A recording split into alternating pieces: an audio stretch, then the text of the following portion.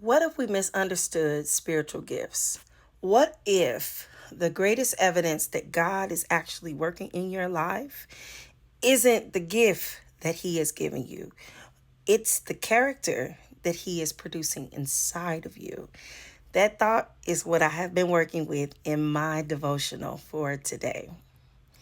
Hello, family. This is Sai, aka Incurable Love Guru, and welcome back to another installment of my 365-day devotional journey, where I am simply just documenting what God is teaching me through His Word each and every day in hopes that it will encourage you to grow in your own walk with Jesus as well.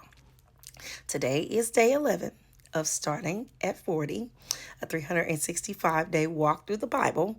And as I sat with God today, I realized almost everything that I had read kept pulling me back to one simple truth.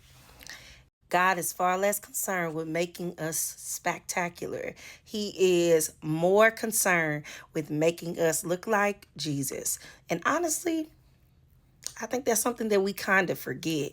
We live in a culture that is fascinated with spiritual gifts. We are fascinated with who's the best speaker, who's the best singer, who's the most anointed, who's prophetic, who's influential. But God is redirecting my attention away from what He can do through a person and back to what He is trying to do in that person with the working of the Holy Spirit. So my first stop today was in Romans chapter 12, and it says, "Be transformed by the renewing of your mind." I couldn't help but to notice that transformation comes before service. Yep. Before God ever tells us what to do, He starts by changing who we are. Because a renewed mind will naturally produce a transformed life.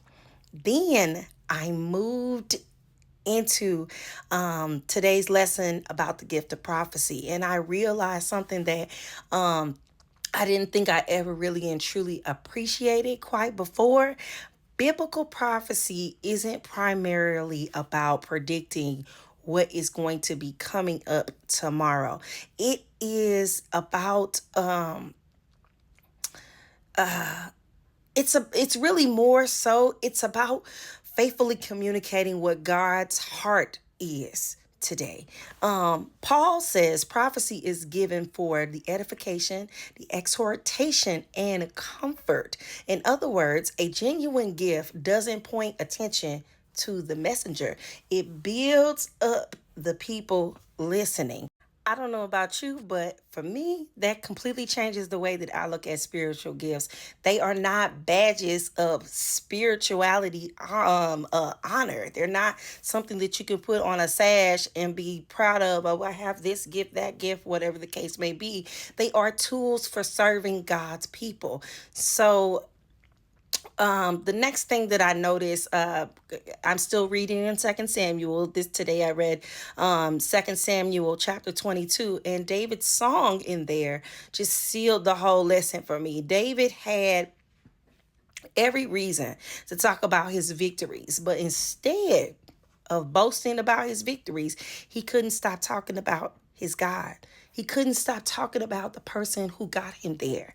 He goes on to say, "My rock, my fortress, my deliverer, my shield, my refuge." These are all pointing back to the Father. The greatest testimony wasn't that David won the battles. The greatest testimony was that God remained faithful.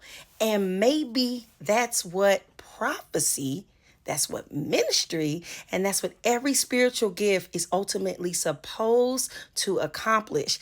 Not making people walk away saying, "Wow, man, that was such an incredible preacher," or "What an incredible singer. My Lord, that's such an incredible prophet." It's supposed to instead say, "What an incredible God."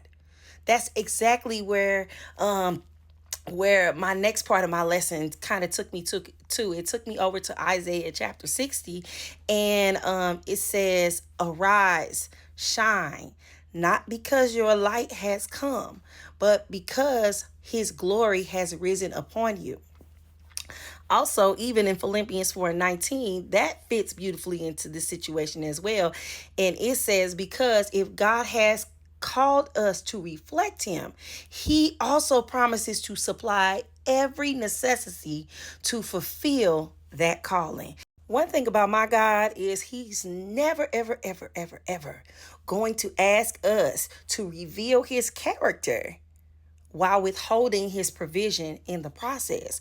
If he is asking you, sending you to go and be a representative of him, he most assuredly is going to provide for you and make sure that you have the tools necessary to do the thing that he is sending you on to do. And lastly, I finished my reading with Ellen G. White. One sentence after another kept pointing back to the same thing, the only thing: Jesus.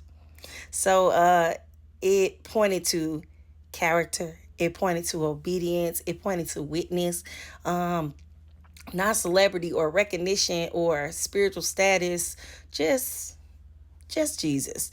And by the time I closed my Bible today, I wasn't asking God for more gifts. I found myself praying something much different. Lord, make me someone you can trust with whatever gifts you have already given me, because gifts can attract a crowd, but character reveals Christ. And I don't want to attract anything to me without pointing them to Christ. So I have a question for you all today. And I must admit, it's something that I've been wrestling with my own self. But I want to ask you guys as well. If God answered every prayer that you have ever prayed concerning your ministry, would people leave talking about you, or would they leave talking about Jesus? Because I feel like that's the kind of disciple that I want to become. I want to become a disciple that makes sure that when people walk away from me, they are talking about the one who sent me and not me. I hope that you guys got something out of this today. It's kind of a further continuation of where I was in the Bible yesterday, which is a wonderful thing. And I'm glad the Holy Spirit is revealing a lot to me through these passages and through my studies. But I pray that you guys are being blessed by it as well. But once again, I am Cherie. And this is Starting at 40, a 365-day walk through the Bible. Remember this: I love you and I am praying for you. And I will see you again tomorrow, Lord willing, to share what God is going to teach me and reveal to me then.